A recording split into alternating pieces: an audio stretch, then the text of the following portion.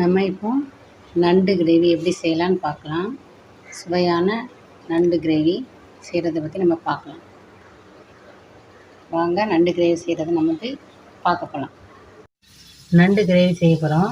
அதுக்கு ரெண்டு தக்காளி பழம், பூண்டு, கொஞ்சம் இஞ்சி, வெங்காயத்தை கொஞ்சம் வதக்கி, கொஞ்சம் சின்ன சீரகம், கொஞ்சம் மிளகு, இது எல்லாத்தையும் போட்டு வதக்கிக்கலாம். நண்டை க்ளீன் பண்ணிக்கலாம்.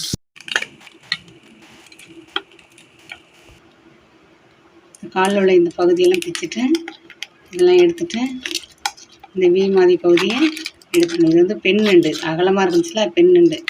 இந்த காலை தனியாக எடுத்துக்கணும். இது நண்டோட முட்டை தான், எதுவும் சாப்பிட்லாம், ஒன்றும் செய்யாது. இது மறுபடியும் மஞ்சள் தூள் போட்டு நம்ம கழுவிட்டு நம்ம அப்படி எப்படி கிரேவி பண்ணலான்னு பார்க்கலாம். இப்போ நம்ம எல்லாத்தையுமே வதக்கி வச்சாச்சு. வெங்காயம், தக்காளி பழம், மிளகு, சீரகம், இஞ்சி, பூண்டு எல்லாத்தையும் வதக்கி வச்சாச்சு. இதை நம்ம அரைச்சிடலாம். நம்ம அரைச்சிட்டு வந்துடலாம். இப்போ நம்ம வதக்குனது எல்லாத்தையும் அரைச்சாச்சு. நண்டு நல்லா மஞ்சத்தூள் போட்டு நல்லா கழுவி வச்சாச்சு. இப்போ கிரேவி எப்படி செய்யலான்னு பார்க்கலாம். எண்ணெய் காஞ்சிச்சு, கடுகு போட்டுக்கலாம், வெங்காயம் கருவேப்பிலை போட்டுக்கலாம், கொஞ்சம் இஞ்சி பூண்டு பேஸ்ட் லைட்டாக போட்டுக்கலாம்,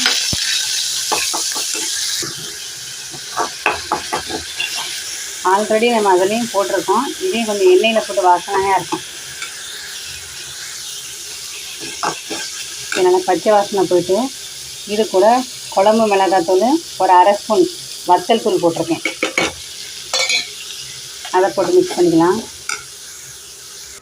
இப்போ அந்த ஆயிலே பச்சை வாசனை போயிட்டு இப்போ நம்ம வறுத்து வதக்கி வச்ச எல்லாத்தையும் போட்டு வதக்கணும்னா வதக்கி அரைச்சி வச்சு அந்த விழுதை உள்ள ஊற்றிக்கலாம். நமக்கு எவ்வளோ தண்ணி ஊற்றி கொதி வந்ததுக்கப்புறமா நண்டு தூக்கி போட்டுக்கலாம்.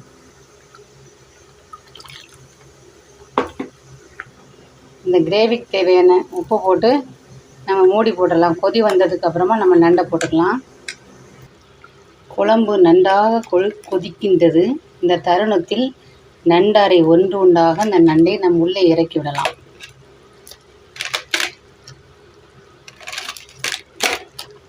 ஏழு அல்லது 8 நிமிடங்களில் நன்றாக வெந்துவிடும். கிரேவி பதத்தில் எடுத்து ஆஃப் செய்து அனைவரும் உண்ணலாம்.